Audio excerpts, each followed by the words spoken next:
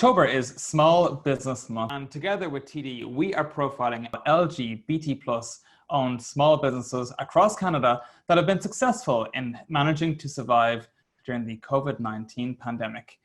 We will be discussing how they managed, some of the challenges that they faced, and how their financial institution has helped them to weather the storm.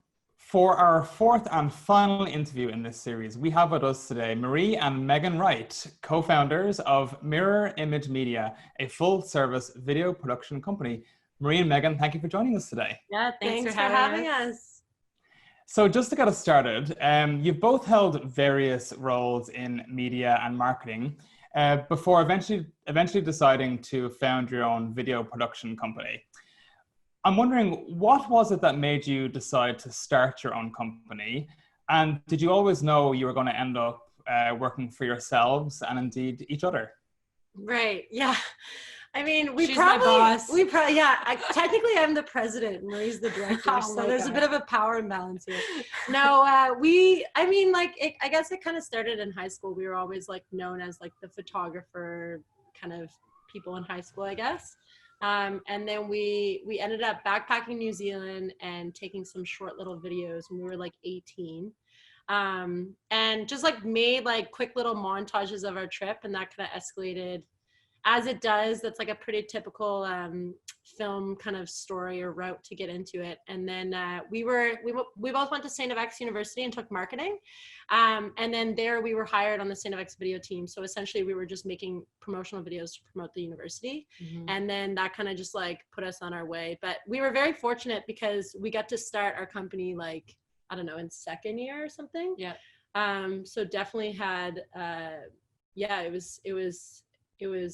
we were very lucky to start then because we learned so much and didn't go to film school, but basically we say that we learned via the YouTube Academy, which old film dudes don't like. They don't like that, but that's for sure. Yeah, it's been smooth sailing ever since. Yeah, but we're also like, we grew up together, best friends, played on the same sport teams, like shared summer jobs, like in between university years. And fortunately like fell in love with the same thing and knock on wood, hopefully continue to see success in the coming years. But yeah, it's been a blast.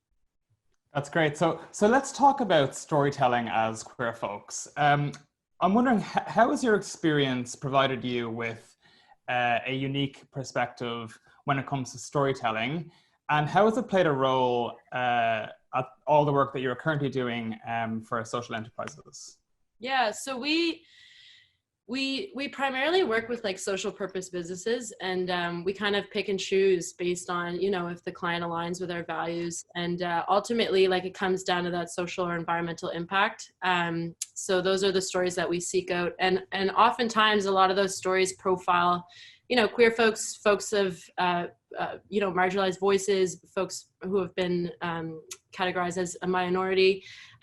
So those are the stories that we want to tell, and those are the stories that we think are the most important to tell, because they educate people, they promote, they celebrate, they raise awareness. And I think we need a lot more of that, especially in the film industry. So, yeah.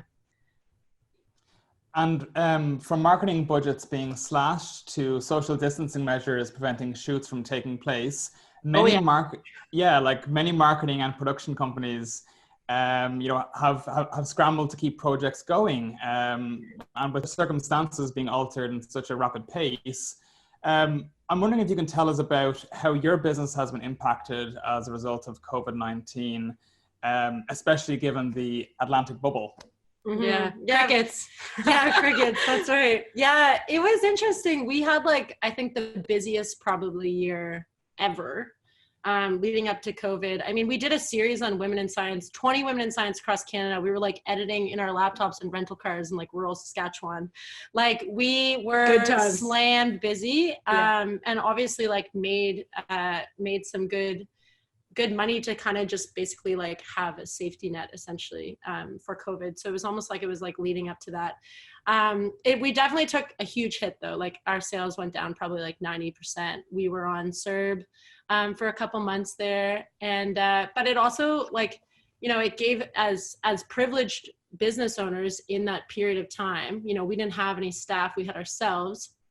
like I said, I mean, we did lose a lot of sales, as everyone did, but we didn't have to like make sure that our staff had salary and also like pay rent or anything because we work remotely. But we had a good time to just kind of like reflect and think about the bigger picture of what we really want to do going forward. Because especially in Atlantic Canada, where, you know, not so many opportunities exist, and like go to Toronto, put your big girl pants up and, you know, go to LA or wherever. Offense to Toronto. No offense taken. No offense taken. Exactly. But I think what I'm trying to say is like, we were able to sit back, reflect on what we really want to prioritize, and not necessarily like what I was saying about Atlantic Canada is like, just because gigs are coming in, not just taking them for the sake of taking them in a fear kind of based mentality. So it gave us, you know, a few months to just really reflect, sit back and really hone in on what we want to do, which is essentially impact stories. Yeah.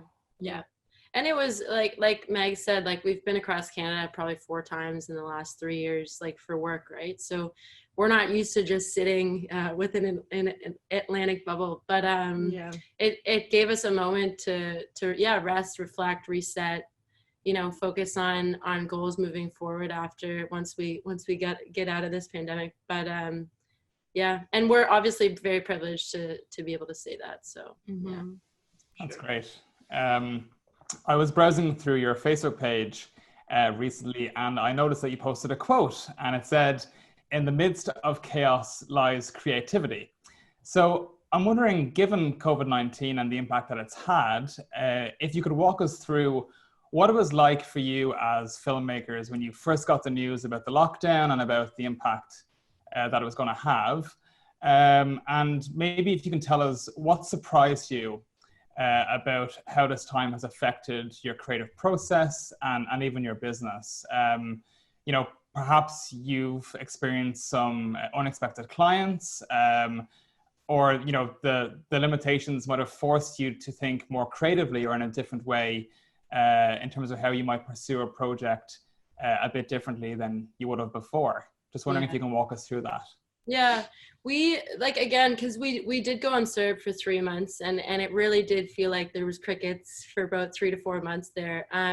We ended up taking on a few pro bono stuff just for like nonprofits within Halifax, which was great. It kept us busy, but again, like we really used the time to kind of rest and reflect and focus on like what the next big project was. So we do like a lot of, you know, commercial promotional video stuff for clients, mostly within Atlantic Canada, but outside as well. But we're really hungry to tell stories in a bit of a bigger, more meaningful way, and that's through documentaries. So we've made a couple docs, and we had our eyes on. We had an idea kind of brewing for a feature-length film, you know, for the last year now, and we got to, you know, sit and think about that for a bit, and we've actually now shot probably like 80% of it since like really lockdown has happened. So it was a nice time to kind of like think about that and prioritize that and do some of the pre-production stuff. But also we were able to as well during the pandemic, we did a series with a local newspaper called Saltwire in Halifax, and we profiled different perspectives in the pandemic.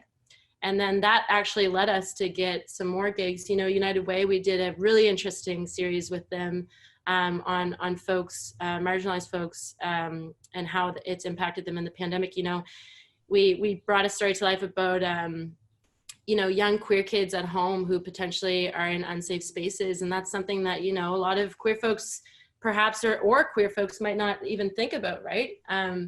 And then another story was on folks recently coming out of prison. So that was interesting to profile. And then the third one was about women leaving domestic violence situations and their children. So, you know, I think this pandemic really hit everybody in a way, and in a profound way, and mostly in a negative way. But at the end of the day, you really got to think about, like, you know, we feel very grateful, you know, to have each other, to have family support, to have our health.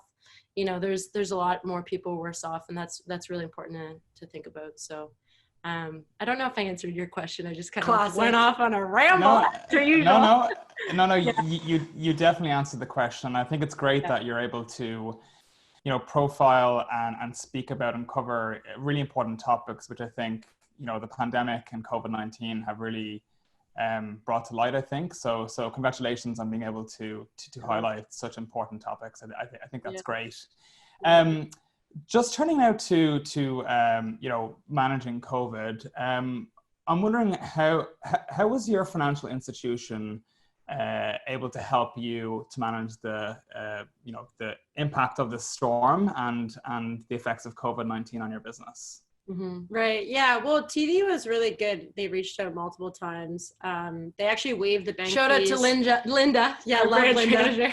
They waived the bank fees, and that was just one extra thing not to worry about, especially because we started Profit First, which some business owners might be familiar with, but essentially having a bunch of different bank accounts, and just honestly not necessarily that we needed extra funding or any of that kind of stuff, but having Linda to reach out and just kind of know that she would be there and support us, even if we didn't need anything at that particular moment. That's the relationship that you want to have with your financial institution, for sure. Totally. Yeah. She reached out right away without us even talking with her, and that was nice to know that she was there. But yeah. That's great. Great to hear that you got such important support. My final question to you is, so lastly, what is the biggest lesson that you have learned from being a small business owner during this pandemic? And what advice would you have for other small business owners who might be watching today? Yeah, I mean, it's I can't remember, you were listening to a podcast the other day, and it was about how we need to be more neutral as humans, and how people are always surprised by, big tragedies or life events or situations in crisis happen, but that's part of life, right? And I mean, a pandemic, you would hope you don't have that in your lifetime, but these things happen. Meg and I are actually both concussed right now.